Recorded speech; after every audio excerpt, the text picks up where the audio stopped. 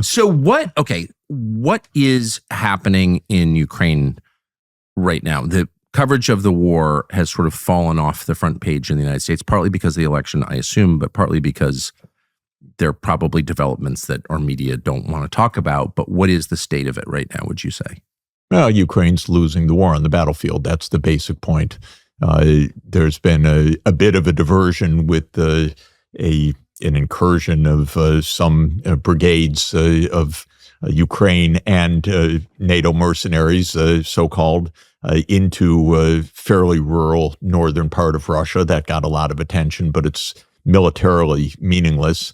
On the real battlefront, Ukraine has been attrited. In other words, Yes. they just don't have the people. They don't have the weapon systems. They don't have the air defenses.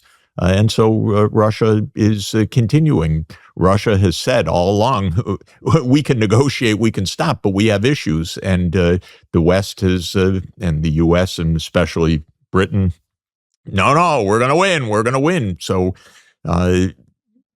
Ukraine loses 1,000 to 2,000 soldiers a day, dead and wounded. A day? Yeah, a day. This is a terrible, terrible onslaught. But nobody counts the dead in the Kiev leadership or in Washington or in London or in Warsaw. And so this continues because no one wants to take any responsibility in the West for bringing it to a close. So, but there is kind of a forcing action with this election, because if there is a change in administration, then presumably there'll be a change, of course, in U.S. policy toward Ukraine. I mean, I hope anyway, if Trump wins. So does that provides an incentive to the current administration to, I don't know, what kind of scenario does that set up? Well, there's nothing really that this administration going out is going to do. I don't think the president probably is in any mental state to lead anything at this point.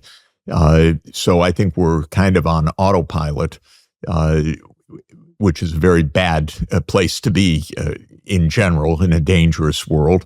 There are no active discussions that we know of between the United States and Russia, which is the essence, the sine qua non of ending this war and ending it on a responsible basis.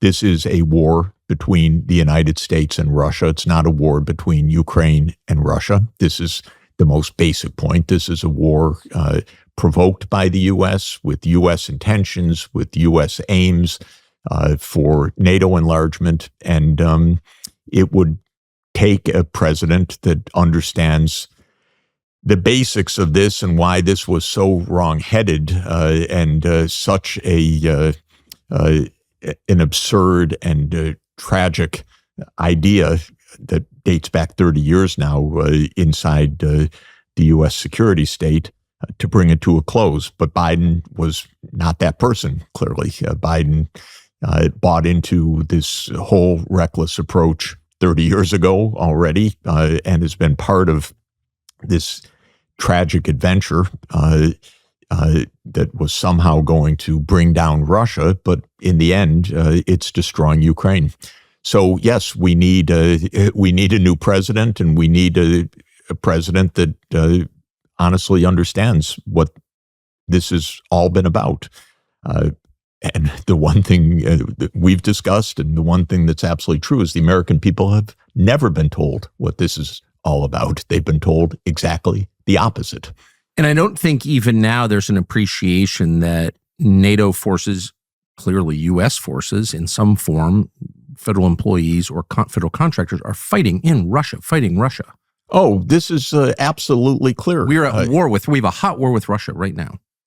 We are in a hot war because it's not only our financing, our equipment, our aims, our objectives, our strategy, our advice, but it's our personnel on the ground. They are not necessarily in U.S. uniform. Sometimes they're called mercenaries. Sometimes they're just not identified, but they are calling the shots, and Russia knows it. And that by itself is a big reason for alarm. Well, especially because Russia doesn't need to lob a nuke into Poland or Europe or the United States to fight back. Russia could disable critical American infrastructure without, being obvious about it. Like, we're very vulnerable if Russia decides to strike at us. Well, the horrible thing about this war from the start was that it could never conceivably have made sense for the United States to cross Russia's red lines, because either Russia would win on the battlefield, as it's doing, or Russia would lose on the battlefield and then escalate. And the escalation could be in many forms. Like you say, it could be attacks on U.S. interests around the world through proxies, or it could be, as the Russians made clear, if they're losing, tactical nuclear weapons to start, and with escalation always in sight if Russia was really profoundly threatened. So in the end, there was no path to success of a venture that started back in the Clinton administration, continued with Bush, Obama, Trump, and Biden, which was to push NATO to Ukraine despite the clearest possible, brightest, biggest red line that Russia could convey in peacetime, which is don't do that. And Russia's attitude towards NATO and Ukraine was exactly analogous to what our attitude would be to a Russian military base on the Rio Grande in Mexico. It would be, don't try that. Yes. And this is obvious. It's not subtle. It has been expressed for more than 30 years. But now we know, and more comes out and will come out. But Clinton approved this plan in 1994, that NATO would go east, including to Ukraine. Zbig Brzezinski laid it out in 1997 in an article which I always asserted was not Brzezinski's idea, but his way of telling his colleagues in the civilian sector, let's say, what was already decided. And that is that, yes, of course, we will go all the way to Ukraine. It became public in 2008 when George W. Bush Jr.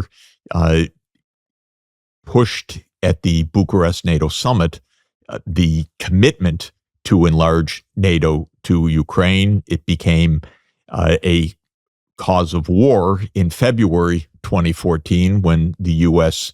conspired to overthrow a Ukrainian president that was against NATO enlargement, who wanted Ukraine to be neutral because that president understood, if you are Ukraine between East and West, try to keep your head down and stay neutral. And he understood that, so we had to overthrow him. And the U.S. did, and that's when the war started. So this was predictably a failure on every scenario. The particular scenario that is unfolding right now for the moment is, ironically, perhaps the safer one, which is that Russia's winning on the battlefield. Yes. Because if Russia were losing on the battlefield, we would be seeing escalation to nuclear war. And everyone in punditry that says, oh, don't worry about that, that's a bluff. I profoundly resent the ignorance of those people. Generally, when people are ignorant, I don't resent it. Right. I try to help, but I correct it. Yeah. I resent the ignorance when it endangers my grandchildren. Yes. That's it. And they endanger my grandchildren by saying, don't worry about nuclear war. Yes. That's a bluff. And that I don't want to hear from anybody, because anyone that says that understands nothing about the reality of our world The people who today. say that, I feel exactly the same way, and I'm outraged by it, but also distressed by it because of what it says about our leadership class. But I notice that a lot of people who say that are former U.S. military officers working in some think tank, Hudson or AEI or CSIS or whatever. All these. They're paid to say it. They are paid to say it, but you also wonder where in the officer class are the wise people. Who in the Pentagon has a realistic assessment of risk and a deep concern for the future of the United States? Where are those people? There no doubt are some, but it's always a close call because we've known throughout the nuclear era there have been hotheads, irrational people, vulgar people who have called for nuclear war.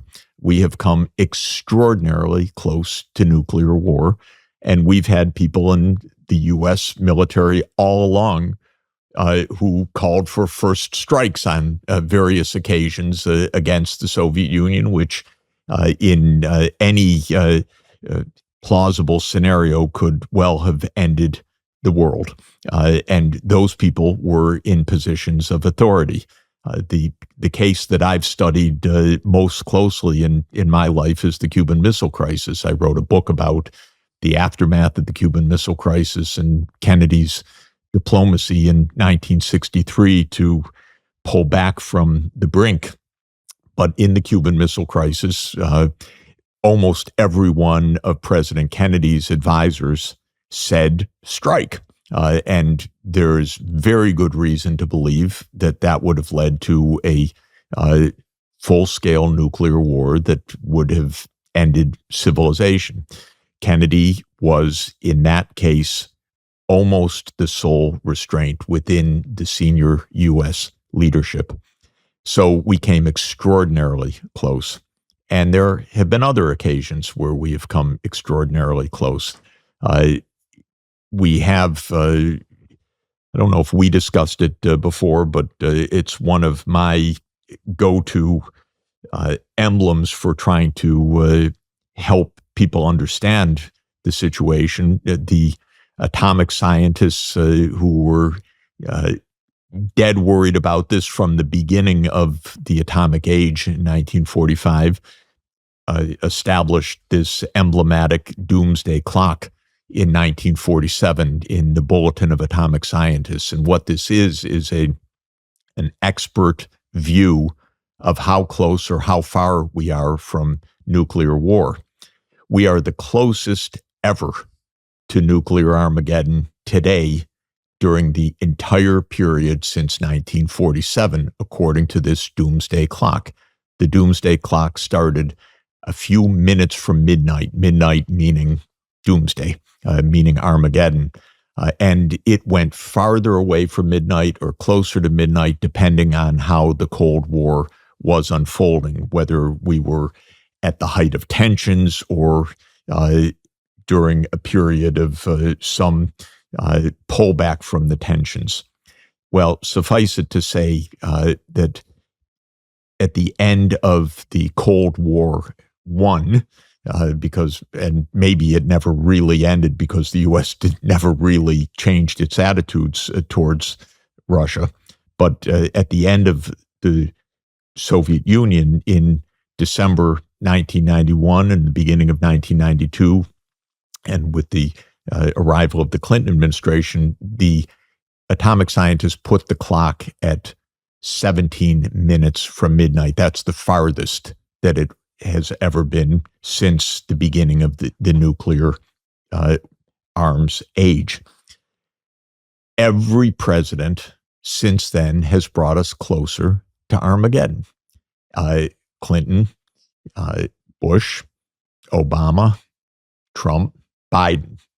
Everyone inherited a clock that they then pushed, I think, through U.S. provocations and policies, all these wars of choice, all these invasions of the Middle East, all this NATO enlargement, all of the disdain for anything Russia or China says. How dare they even express an opinion? We're the only ones that can have an opinion. The disdain for Iran, evil. This view has led to an aggressiveness and a hubris that has pushed us closer and closer to the brink, because the whole attitude of the U.S. since 1992 was, we don't have to listen to anybody. We don't have to listen to Russia. Russia's a gas station with nuclear weapons was, of course, the very unclever phrase. But the idea was, humiliate them. Humiliate them. They only have 6,000 nuclear warheads. What could possibly go wrong? Of course, the way we treat China, the casual talk in Washington these days about, the likely war with China. You have people in service, generals, talking about, there could be a war with China in the next 2 or 3 years. Are these people mad? Are they out of their minds? Do they have any idea what they're doing? But typically, and the theory of our system is we have a president, civilian, who is responsible for keeping our country safe, not pushing us to the brink. But of course, we don't have such a president right now. Even when he was functioning, he wasn't keeping us from the brink. He was making declarations that, for God's sake, that man must go, speaking of the president of Russia, as if that's the American choice. Well, that's not something one should say about even an adversary, but a counterpart that happens to be the second nuclear superpower. But that's how we have acted. And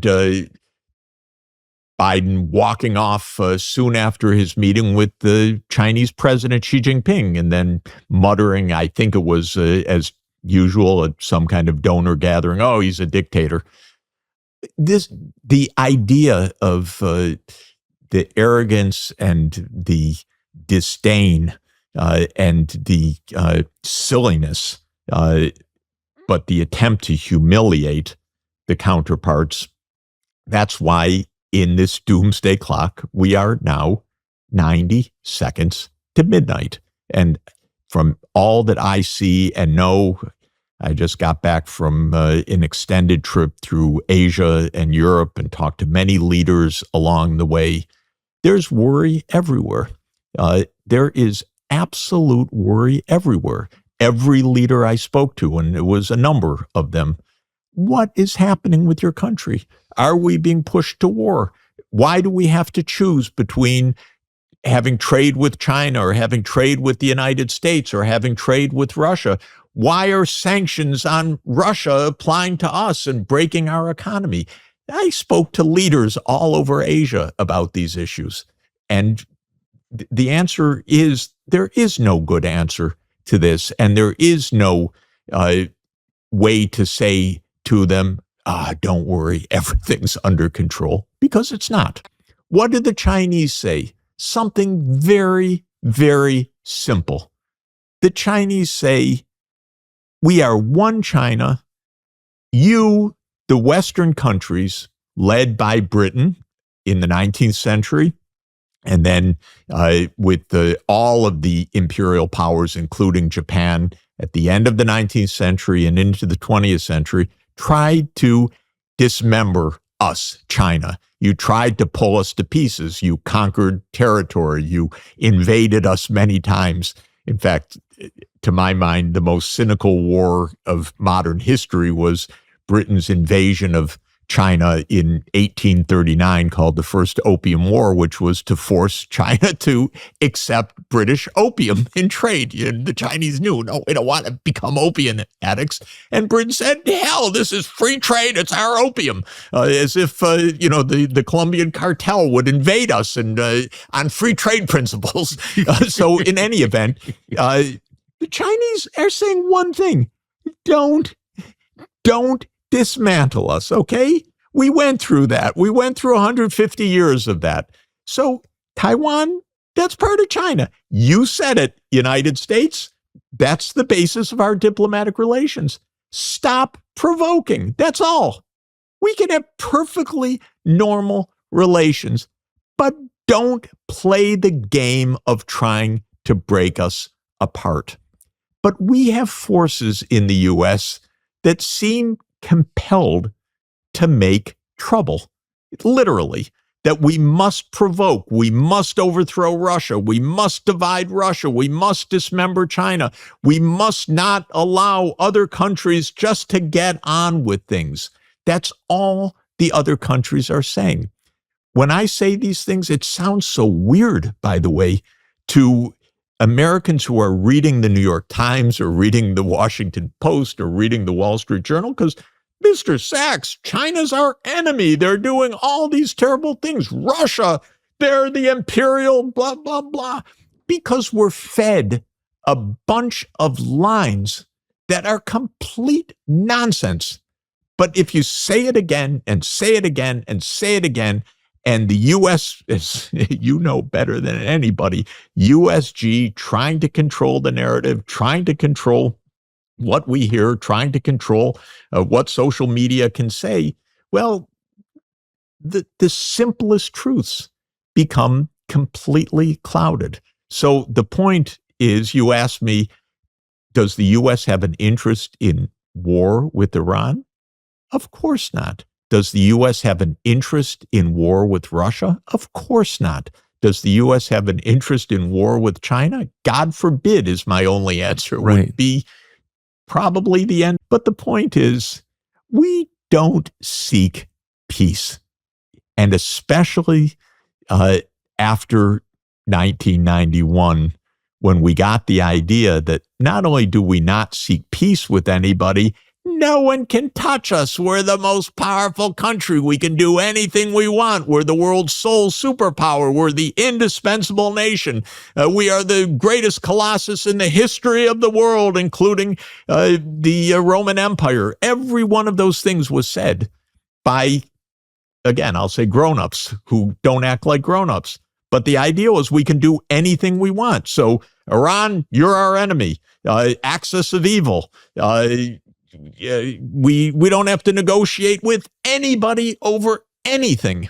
You know, one of the points that's very interesting about the Ukraine war is a principle that we have. It's stated, it's Article 10 of the NATO Charter that we are so proud of, which is that Russia has no say in any decisions we want to make about enlarging NATO up to Russia's borders, that this is not a matter of any legitimate interest of Russia. That's explicit.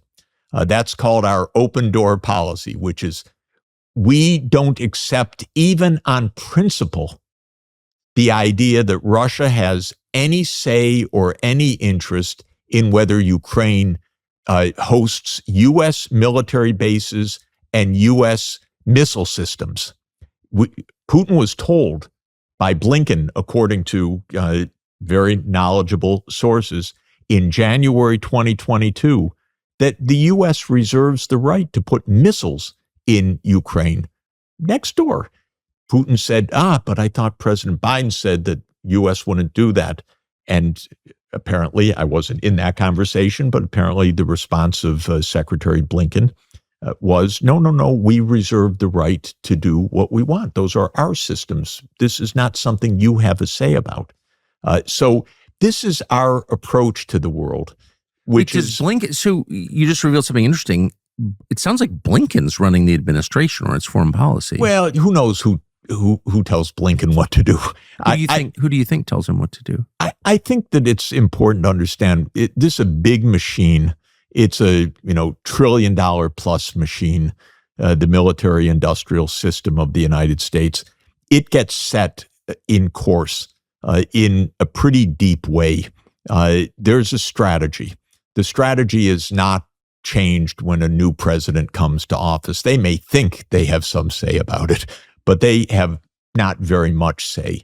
The strategy of NATO enlargement, as I said, goes back literally to 1994. So this has been a 30-year program. It's very deeply entrained. And President Putin has a nice line that I read recently in a forthcoming book where he talks about the fact that he's talked to U.S. presidents. He said it in his interview with you, which is in the morning they say one thing, And then in the afternoon, they explain to you, well, it's the opposite because someone has come to them to explain, no, it doesn't work that way. Yeah. And Condi Rice shows up. Yes, and I think that this is basically correct, which is there is a permanent state. It is a permanent security state. It is a big business. Remember, we have 750 overseas military bases. We have 6,000 nuclear warheads. We have $1 trillion military budget on the surface, not to mention other kinds of spending that aren't directly in that budget. This is a big, big machine. And this machine is out explicitly, according to every doctrine that is published, also not just private, but published, is out for what was already defined by the Defense Department decades ago as full spectrum dominance in every part of the world. Full spectrum dominance is an interesting term, but it means the United States will be the dominant power of every region of the world. It's a kind of crazy idea. I call it completely delusional, in fact, because as you travel and I travel, we see the world in a little bit more symmetric way. Yes, the U.S. is a powerful country, but it's 4.1% of the world population. There's another 95.9% of the world population. They don't quite see themselves as being run by us in every region of the world. And for the U.S. to say we have full spectrum dominance in Central Asia or on Russia's border, it's silly, or in over other nuclear powers, or in East Asia, where China has an industrial base twice the size of the United States and a population 4 times the size of the United States and hundreds of nuclear weapons and their own interests and a civilization that is 10 times longer lived than the United States, that we dominate China. Well, that just seems like a recipe for non-stop war. And in the nuclear age, a recipe for, at some moment, at whether it's 90 seconds or whenever it is from now, triggering the absolutely catastrophic, unimaginable end. Because we provoke. We don't talk. We provoke.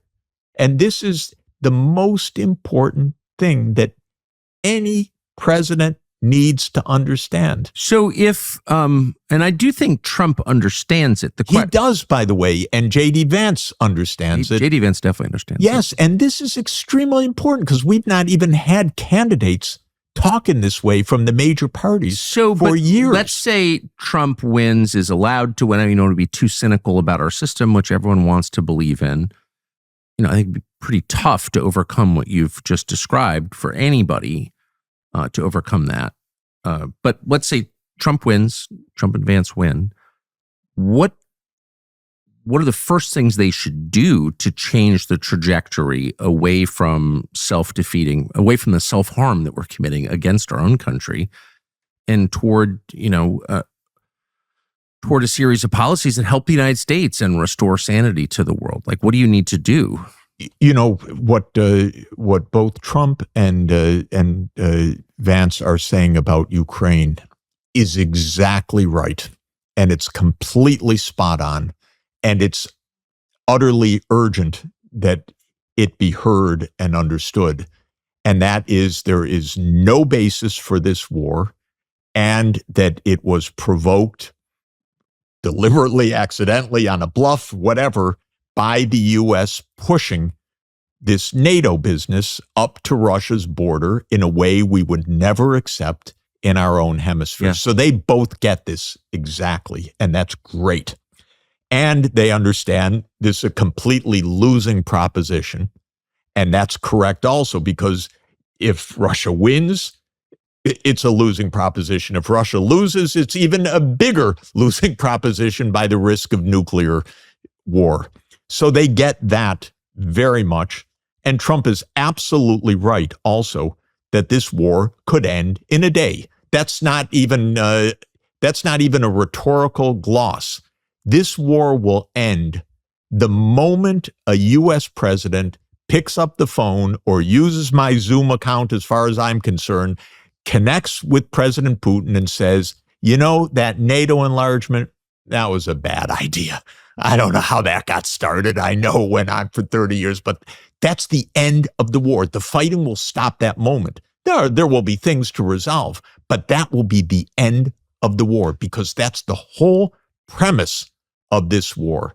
And to this moment, the current administration is saying Ukraine will be part of NATO. So they're guaranteeing that the war will go on. So Ukraine, they got it nailed down. What I would want to say to them— But how do you do that? Even if you're president? I mean, you said a minute ago, presidents arrive in office with the fantasy that they're in charge, but they're not. These policies— no, the presidents can be in charge. These aides do is they try to trick the president. They lie to the president. They try to continue an aggressive agenda. So it takes smarts for a president to be able to pull this off. Absolutely.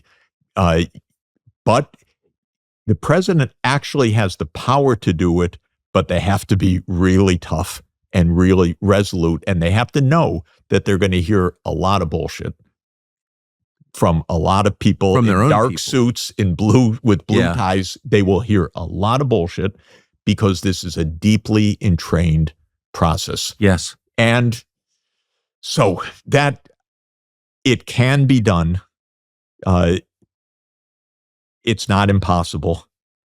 And what makes it more likely right now is that I think we're at the end of a 30-year neocon cycle. Because remember, this started 30 years ago. I saw the beginning of it. I didn't understand it at the time. I was advisor to President Yeltsin. I saw the U.S. was not being cooperative. I couldn't understand why. You had a president that wanted democracy in Russia. He wanted normal relations. And the United States was saying, to hell with you, basically, on many different things. And I didn't get it then, but now I understand, of course, much better that this was the beginning of 30 years of we will corner you, we will defeat you, we may dismember you, but we will make sure you're a fifth-rate country. Okay, that 30 years, I believe, has now been exposed as a terrible failure. So no one could call U.S. foreign policy over the past 30 years as a success in any way. Every war we fought has been a disaster. Afghanistan, Iraq, Syria, Libya, Ukraine. These are all wars of choice that we decided, that we went in, and we've spent, depending on the count, $5 trillion, $7 trillion. We ran up our debt. We busted the economy. We ignored all of our infrastructure and our domestic issues for this remarkably delusional idea that we would run the world. So if Trump and Vance come in, or whoever comes in, they have one advantage, which was no one could call the current course successful. And there are probably people in the deep state, not everybody by any means, who know, my God, okay, we've done enough. No more perpetual wars. We better do something different. So the president has certainly the constitutional authority, and if they're a smart leader, the capacity to push, and they're coming in at a moment where maybe the door is a bit ajar to a change of direction. By no means automatic. It's not like the Washington establishment is sitting up and saying, oh, we get it. No, but they can't be sitting there saying it's all working great. So I think that there is that recognition. But the main thing I would say to President Trump and J.D. Vance, if they win, or to whoever is president, is that lesson that you understand about Ukraine is actually the same with China. That's even a more hard to accept and swallow idea in Washington right now. Because in Washington, one idea, I think even J.D. Vance says it, but I really disagree, and I want him to use the same reasoning to understand it, is we have no intrinsic fight with China. It ain't true. We have to compete with China economically. We have to compete with China technologically. Of course, we have to trade with China also. We should go visit China, by the way, because it's a wonderful place. But we have no intrinsic fight with China. And it's the same logic that they have understood vis-a-vis Ukraine and Russia. We have no intrinsic fight with Russia. We have no intrinsic fight with China. So that's the main thing I want understood, which is all of these debacles are based on the idea that we have to run everyone else's business. We have to determine who's in power. We can even change their borders if we want. We can overthrow their governments. That whole approach has been a disaster for us, a multi-trillion-dollar, millions of lives lost worldwide disaster of U.S. foreign policy. And we don't need for our security 750 overseas military bases. We don't need that. They're expensive. We need to fix our roads, for God's sake. We need to make our country work properly, because you and I see when we go abroad, the infrastructure abroad sparkles compared to what we live with. And that's the most distressing thing. And it's not even, I've traveled my whole life, as I know you have. And, you know, you're used to thinking of the developing world and then coming back to the kind of respite of the United States. Nothing like that anymore.